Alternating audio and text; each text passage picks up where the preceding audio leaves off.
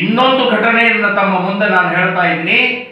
R Ashok ಅವರು ಮತ್ತು ಜಮೀರ್ ಅಹಮದ್ ಇಬ್ಬರು ಮಿಲಾಪಿ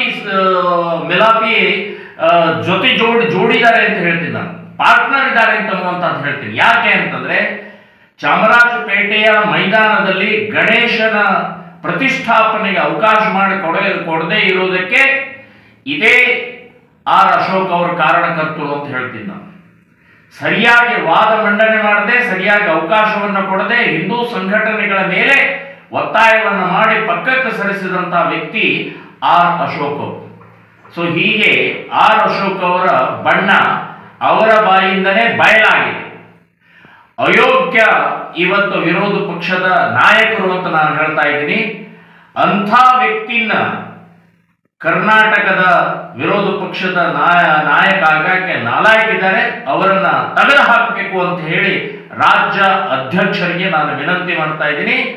ಮಂಡ್ಯದಲ್ಲೂ ಮಿಲಾಪಿ ಅವ್ರ ಪಕ್ಷದ ಹಿನ್ನೆಲೆಯಲ್ಲಿ ಒಂದೇ ಒಂದು ವ್ಯಕ್ತಿ ಗೆಲ್ಲಲಾರದ ಹಾಗೆ ಮಾಡುವಂತಹದ್ದು ಇದೇ ಆರ್ ಅಶೋಕ್ ಅವರು ಮಾಡಿದಂತಹದ್ದು ಅಂತನ್ನುವಂಥದ್ದು ಸಾಕಷ್ಟಿದೆ.